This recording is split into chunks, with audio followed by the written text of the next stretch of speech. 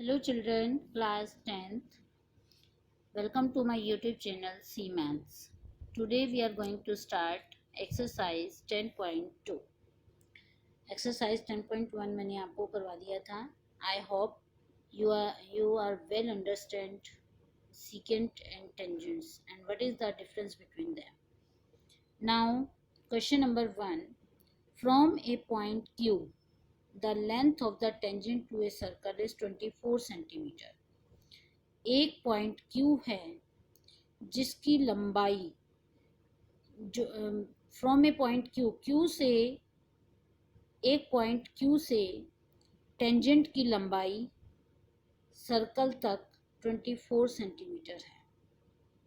यानी कि जैसे मैंने फिगर बनाया है यहाँ पर Q एक पॉइंट है, वहाँ से टेंजेंट की लंबाई, ये टेंजेंट है आपका क्योंकि ये सर्कल को एक्सटर्नली बाहर से टच कर रहा है एक पॉइंट पर, इसकी लंबाई इसने 24 दे रखी है. ठीक है, आगे क्वेश्चन में लिखा है and the distance of Q from the centre of circle is 25 centimetre. इस Q की सेंटर से दूरी 25 है, यानी कि OQ की लंबाई 25 है. Find the radius of circle, इसका रेडियस बताइए कितना होगा. ठीक है, तो इसमें 4 ऑप्शंस दिए हुए हैं but we have to solve and then take the correct answer. P is the point of contact, P point of contact है और radius OP is the radius. तो यहाँ पर एंगल कितने का होगा, 90 का, क्योंकि ये मैं आपको पहले ही बता चुकी हूँ पॉइंट ऑफ कॉन्टेक्ट पर एंगल हमेशा 90 का होता है. ठीक है, तो ये कैसा ट्रायंगल बन गया, ये एक राइट ट्रायंगल बन गया जिसमें हम कौन सी थ्योरम लगा सकते हैं, पाइथागोरस थ्योरम. तो हमने लिखा है by Pythagoras theorem h square is equal to p square plus b square. h means hypotenuse, p means perpendicular, b means base. तो हाइपोटेन्यूज कहाँ होता है, जो 90 का एंगल है उसके बिल्कुल सामने वाली लाइन, ये 90 का एंगल है, इसके बिल्कुल सामने वाली लाइन कितने कितने मीटर सेंटीमीटर है, 25. तो यहाँ पर आ गया 25 का square is equal to P means perpendicular, ये आपका परपेंडिकुलर है क्योंकि 90 डिग्री के एंगल बनाए हुए हैं, तो इसकी जगह आ गया 24 का square, plus B means base, और इस ट्रायंगल का बेस कौन है, R, रेडियस, इसको हमने R का स्क्वायर लिख दिया. 25 का स्क्वायर 8th क्लास में आप पढ़कर आए हैं, स्क्वायर एंड स्क्वायर रूट वाला चैप्टर. 25 का स्क्वायर मीन्स 25 इंटू 25 मीन्स 625. 24 का स्क्वायर मीन्स 24 गुना 24 576. अब 576 को दूसरी साइड ले जाकर के माइनस हो गया ये, तो R square is equal to 49 आ गया. तो यहाँ से आर की वैल्यू क्या आ जाएगी, स्क्वायर हटा दिया, दूसरी साइड स्क्वायर रूट लग गया, और 49 का स्क्वायर रूट होता है 7 सेंटीमीटर. तो इस रेडियस जो है, जो उसने क्वेश्चन में हमसे रेडियस पूछा था, वो 7 सेंटीमीटर है. Which is the correct option, correct option is a. Now question number 2. In figure 10.11, ये फिगर बना हुआ है, इसको ध्यान से देखिए.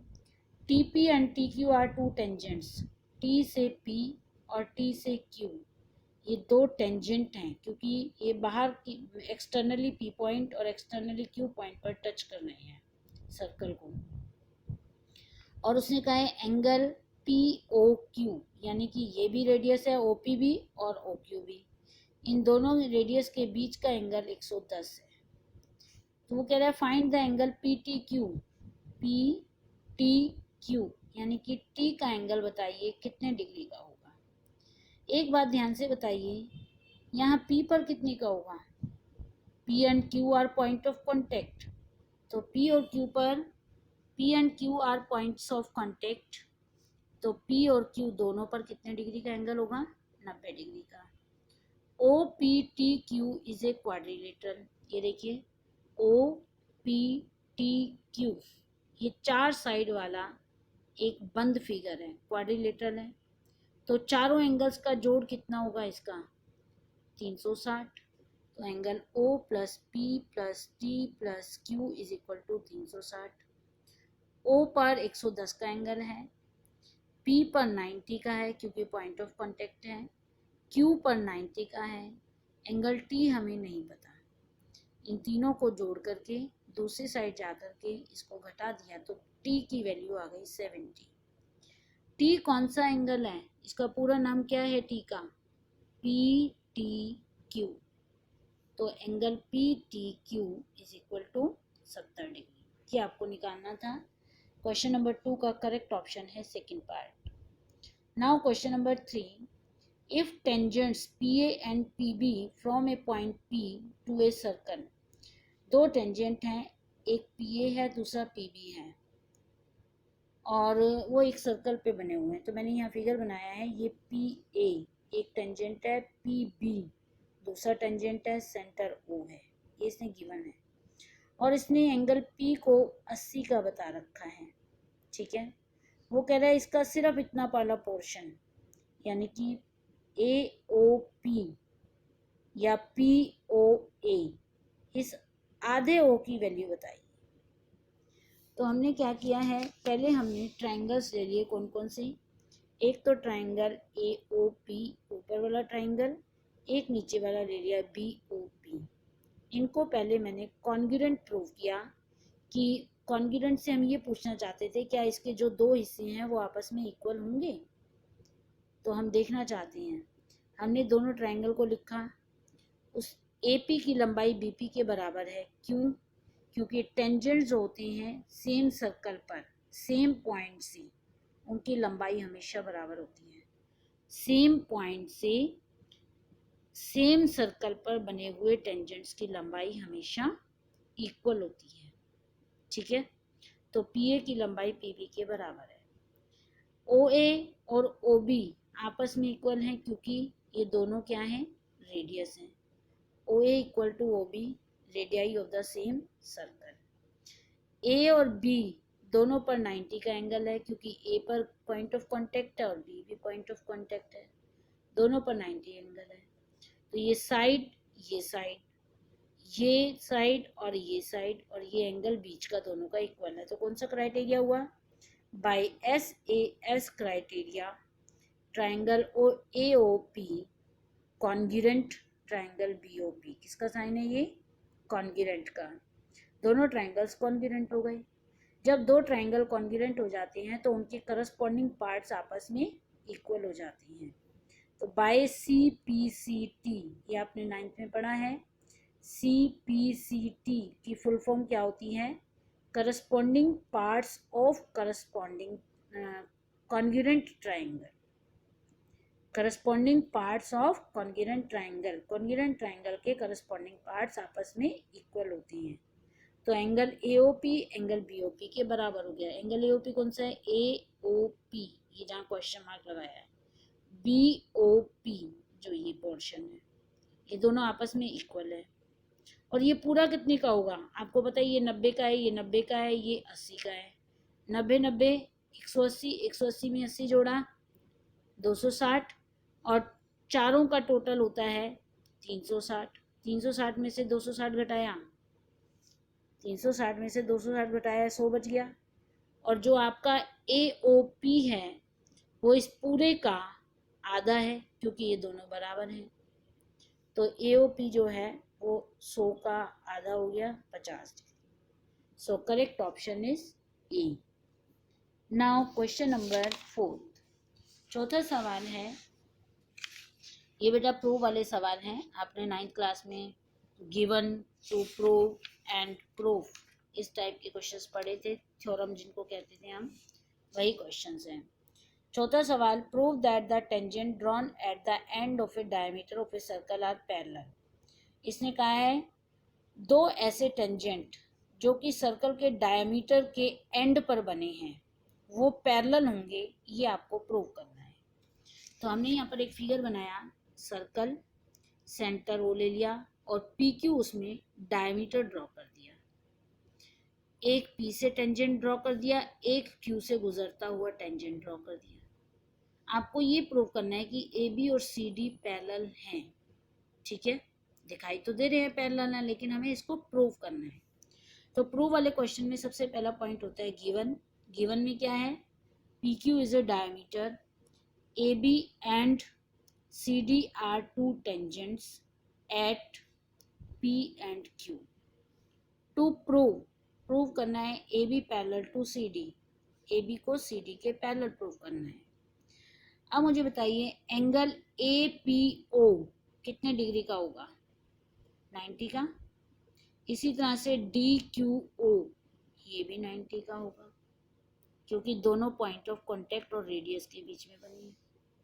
ठीक है, तो मैंने यहाँ लिखा है APO is equal to 90, DQO is equal to 90, at point of contact angle is always 90 degree. इसका मतलब APO और DQO बराबर हो गए, APO और DQO बराबर हो गए। लेकिन ये दोनों एंगल कैसे एंगल हैं? ये अल्टरनेट एंगल है। अल्टरनेट है क्योंकि ट्रांसवर्सल लाइन के एक राइट में बना हुआ है, दूसरा लेफ्ट में बना हुआ है। ठीक है, तो ये but these two are alternate angles. Alternate angles are equal. ये दोनों alternate angle आपस में equal हैं. This is possible only if the lines are parallel. ये तभी हो सकता है, alternate angle equal तभी हो सकते हैं जब lines parallel होंगी। इसका मतलब AB line CD के parallel है। ये साइन किसका है? This implies का। Hence proof। ये आपको प्रूव करना था। नाउ क्वेश्चन नंबर 5, ध्यान से स्टेटमेंट को पढ़िए।